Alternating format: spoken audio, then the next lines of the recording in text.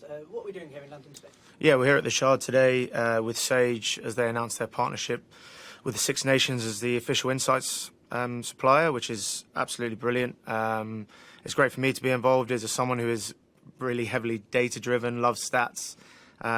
It's great for me to be able to do that, and within their partnership, they're looking at, or they are announcing the use of the smart ball, which will be used this autumn for the first time, which is absolutely amazing. And fundamentally, it's just a microchip in the ball, and within that, you can measure the speed of the ball, hang time.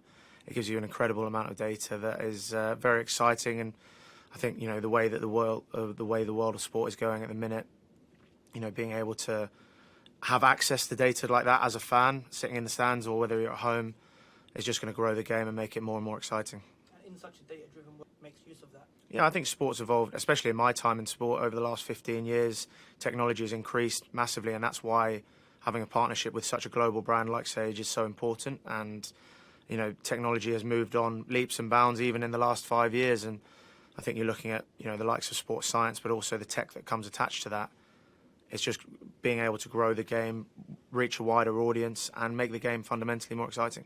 From a playing perspective, just how are you progressing injury-wise? Yeah, injury's going okay. So I'm sort of 3 weeks into a 10-week injury, so still hobbling around in a boot, which is pretty frustrating.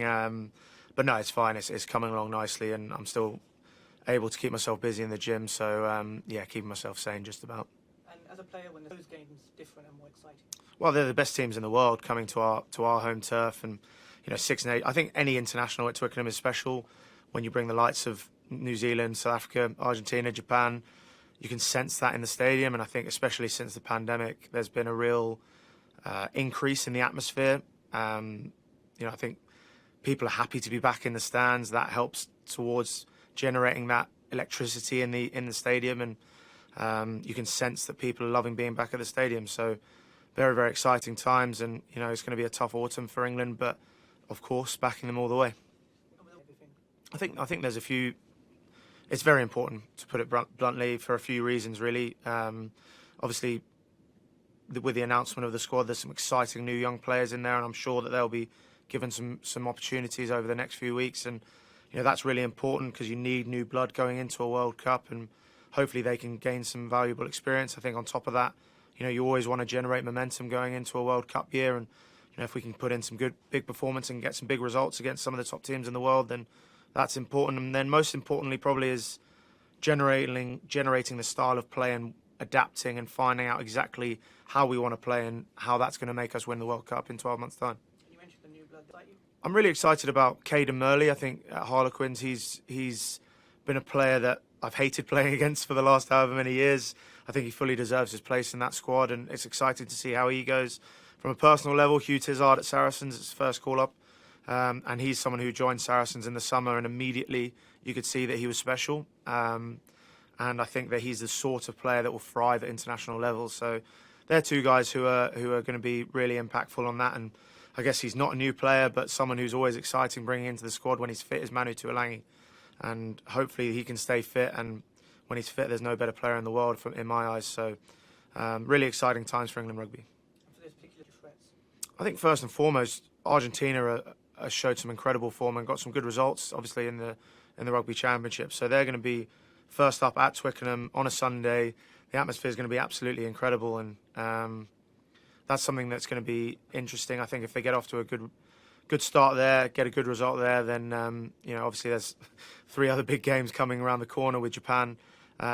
With the element of the unknown with them, I think is always going to be a challenge. We saw that a few years ago when we played them at Twickenham, and we managed to win that day, but you don't really know what to expect from them, and I think you firmly do know what to expect when it comes to New Zealand and South Africa. They're going to be tough games too. With regards to Japan, it's a bit of the unknown. I think one thing that is always a challenge is that when you play a team that are potentially ranked lower than you, the expectation is that everything's going to go right all the time. And the thing that I found in my career is being able to not have any expectations and realise just play what's in front of you is going to be the main challenge. It sounds stupid, but when you think that you're going to score 50 points and it doesn't happen like that, the anxiety and the stress can start increasing. I think being able to manage that and making sure that we just stay present, stay in the moment, and build the team going forward, I think that's going to be the main challenge. Just a quick one. on domestically of situations and what's happening there? No, it's absolutely shocking. I am, on a personal note, I know a lot of the guys at Wasps in particular very well, and pretty emotional, really. I spent a bit of time with Joe Launchbury on Sunday, and seeing the impact it's had on him. I think at times like this, you realise that rugby isn't just a business. People aren't just players that you see on the TV. They have lives, they have families, they have mortgages to pay. And this started springing it back down to reality, and hugely worrying times for them. And I said it before, I think, I'm hopeful that the rugby community can really rally around those guys. And, it's not just the players, it's the amount of staff that are associated to both Worcester and Wasps. And hopefully, like I said, not just the rugby community, the sports community and the wider community can get around those guys and ensure that they get themselves onto a good foot. Definitely. Just one final one away from for the World Cup. How do you rate England's chances? I am a football fan. I'm an Aston Villa fan, which has been challenging over the last couple of years, but I'm still very optimistic, don't worry. No, I'm very excited about the World Cup. I think everyone is really. In terms of England's chances, I think it's absolutely there for the taking. And, I think, as all fans are, I think, leading into the World Cup, obviously, like I said about the rugby, momentum's important, but we have the talent pool to get it right. They're going to have, obviously, a build-up when they get over there that, they're going to have a short window to make sure that they're in the right headspace. Physically, they're in the right space. And, I think if we get that right, we've got every chance. I've got to ask you, as you're a Villa fan, Gerrard's coming under a little bit of pressure. Gerrard is coming under a bit of pressure, but I back him all the way. I think that this is something we're starting to look very organised and structured, and I think that's important.